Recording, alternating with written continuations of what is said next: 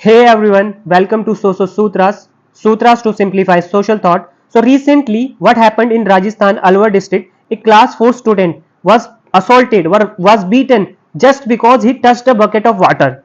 This 8-year-old Dalit boy was beaten just because he wanted to drink water, and casteist remarks were used against him, and the person declared that he could not be brought to book for the incident. He was saying law cannot do any harm to me, right? So it shows the impunity of the act. It shows there is no fear of law. Those who are using violence against Dalits, against scheduled tribes. So when Prime Minister Narendra Modi talked about 4 new castes, that is poor, women, youth and farmers, and main opposition party Congress is talking about nationwide caste census, and we have been talking about social justice and big ticket ameliorative schemes such as Shreyas, which are aiming to make classrooms more equal spaces where there can be equality among children, where dignity of each student can be protected. Caste violence is still a reality in our country.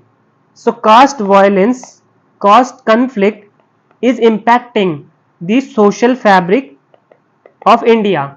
It is harming the goal, the aim of becoming a Viksit Bharat by 2047. Now, according to NCRB data, in 22, the number of crimes against Dalit or caste based violence, it was around 58,000, an increase of 13.1%, and crime against scheduled tribes saw an increase of 14.3% compared to the last year. Now UP, Rajasthan, Bihar, these are the states where crimes against scheduled caste is highest. And this Alwar incident is not the only incident of caste violence.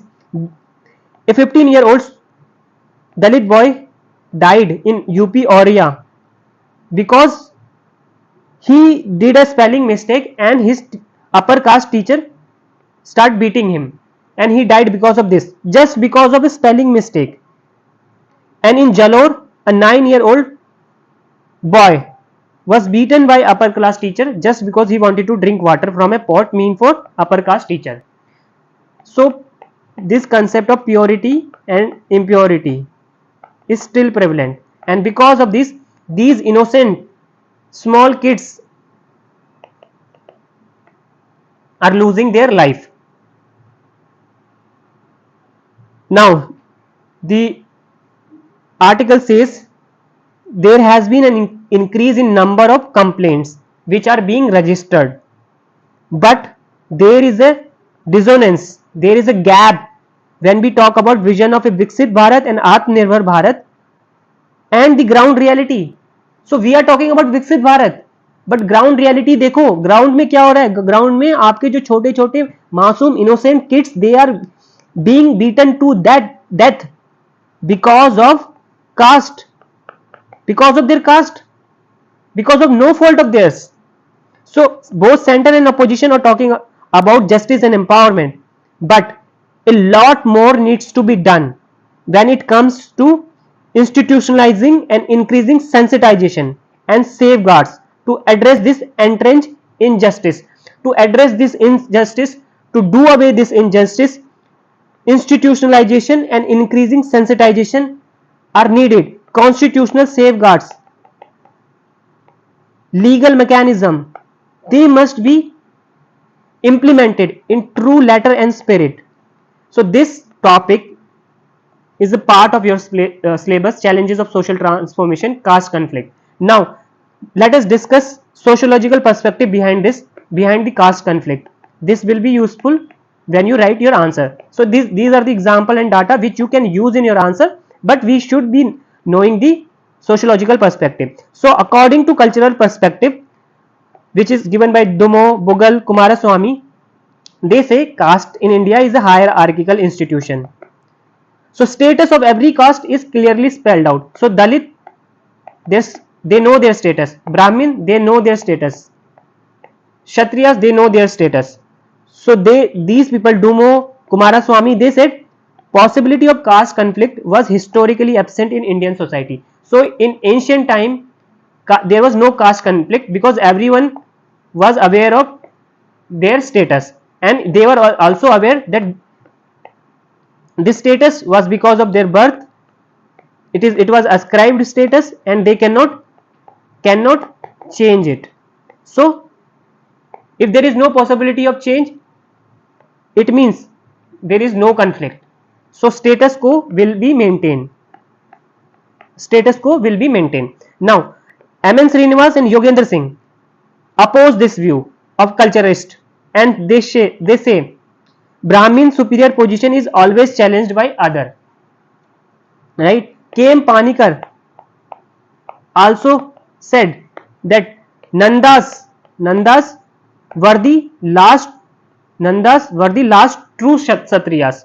So Nandas जो थे, Nanda ruler, they were the last true Kshatriyas. It means after them, those who became king or those who built the empire, they were not the true Kshatriyas. Right? Now, according to Bete, Andre Bete, in the past, caste conflict in India was identity centric, and conflict now today is moving towards interest focus. So interest can be economic, political, and earlier it was based on identity. Oscar Lewis, in his study in Western UP, found that Jats and Rajputs, they fought against each other in search of superiority and dominance.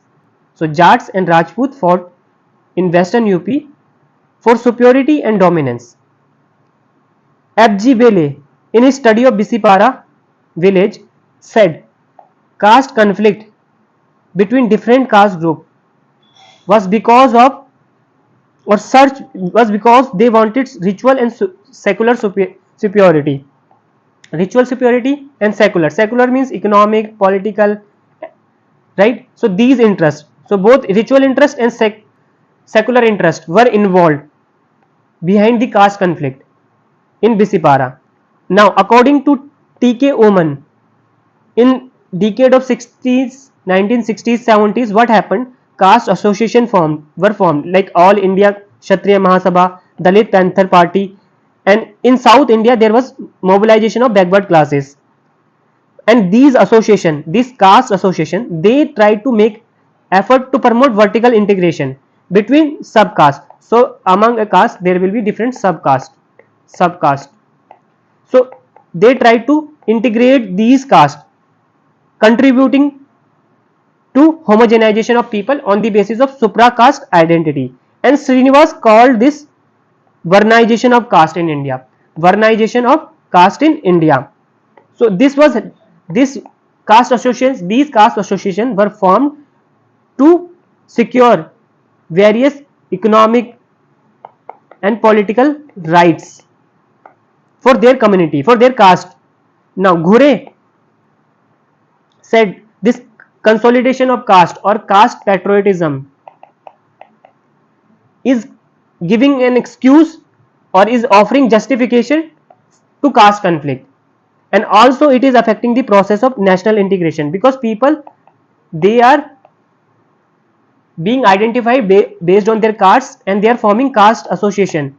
So this caste patriotism is impacting national integration. Now according to S.C. Dubey, Green Revolution and resultant economic affluence of farmers in Western UP, Punjab and Haryana. So because of Green Revolution, these farmers in Western UP, Punjab, Haryana, they got money, they became rich, they became affluent, and it led to rise of or consolidation of intermediary caste in North India, which Srinivas says dominant caste. So they became a dominant caste, and this consolidation of caste led to search for power, and this gave rise to caste conflict in few cases.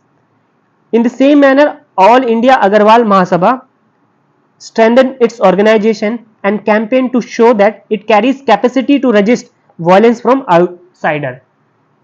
and Edmund Leach calls it as caste grades which are coming together, and F.G. Bailey calls it assimilation of caste clusters. So caste clusters are getting closer. F.G. Bailey, assimilation of caste clusters. So in your answer use these kind of words: caste grades, assimilation of caste clusters, Varnization of caste.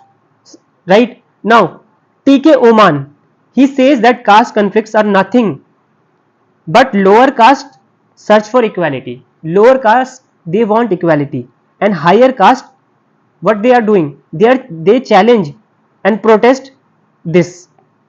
So lower caste wants to improve their position, they want equal status, and this is being opposed by higher caste, because higher caste, they say your status is to work for us, do menial job, don't desire equality.